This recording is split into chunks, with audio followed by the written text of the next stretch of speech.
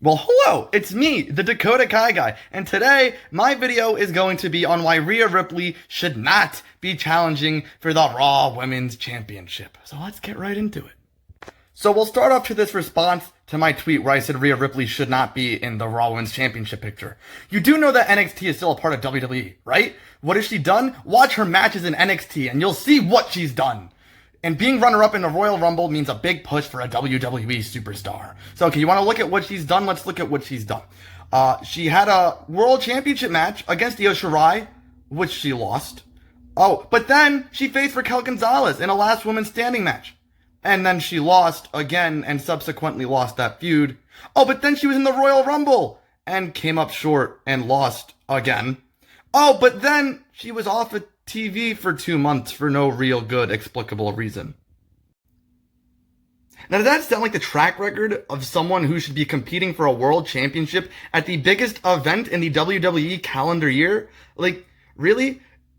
To quote commentary, WWE is a "what have you done for me lately" business, and just losing and not being on TV is not a reason to be contending for a championship at WrestleMania. If we're going just based off of merit alone, Charlotte Flair is the better option.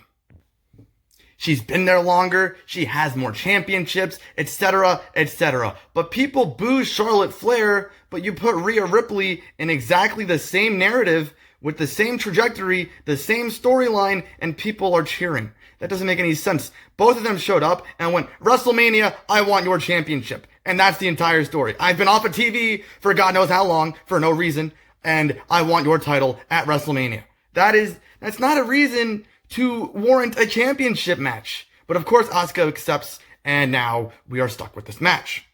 And in case that wasn't enough, let's hear what Rhea Ripley's debut was like, shall we? Her little promo. How fantastic that must have been.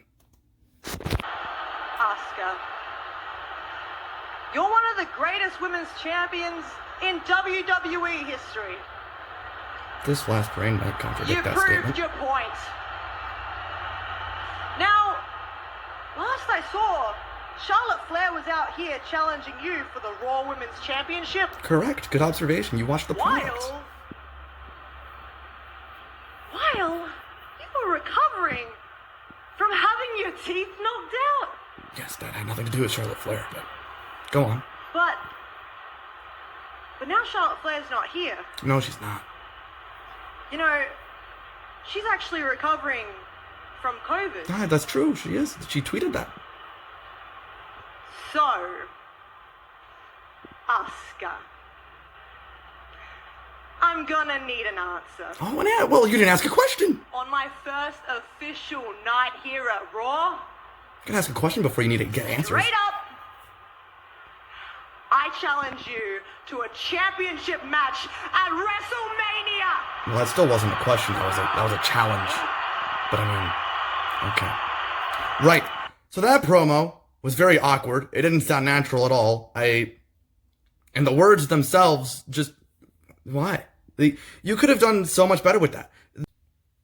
There's so many different routes that promo could have gone, and she could have done so much better with her tone and inflection and cadence to make it sound like she actually believes what she's saying, right? For example, she could be like, "Asuka, this is my official debut on Monday Night Raw. I'm here to make a statement, and that is to challenge you for the Raw Women's Championship at WrestleMania to take back my moment that Charlotte Flair stole from me last year. So now that she's gone, I am stealing her moment from her, and I am challenging you for that championship at WrestleMania." Now that is so much more simpler. That gets the message across much more clearly. And while it was just complete bullshit I construed in a matter of 45 seconds, it makes much more sense than what she said. But I digress. That's not the point of this video. The point is, there is literally zero reason for this title match, and it devalues things like the Royal Rumble match, right? Bianca Belair had to go through 29 other people to earn her place for a championship opportunity at the biggest pay-per-view of the year. Meanwhile, Rhea Ripley just waltzes on in here, and she's like, "I lost the Royal Rumble, but I want your championship." And now she has a match. So what was the point of the Royal Rumble? There obviously wasn't any point, because now, just, like, Dana Brooke, Nia Jax, they can just come on out here. They'll be like, "Asuka, I want your championship too." And now we've got a fatal four-way. Like, why? It doesn't make any sense. It devalues absolutely everything. And people like to make the argument that the Raw Women's division has been shit and whatever. But that's just not true. The booking has been terrible. The booking of the champion herself has been terrible. It has nothing to do with the women themselves in the division. It is the booking. And given past fucking trends, right, Rhea Ripley is also going to be booked into the ground and people are going to turn on her. And quite honestly, I will laugh when that happens because it is inevitable. Shayna Baszler, for example, look what's happened with her. And then there's this little remark here. You wanted Dakota to win the Rumble even though she didn't do anything and it didn't make any sense, so shut the fuck up.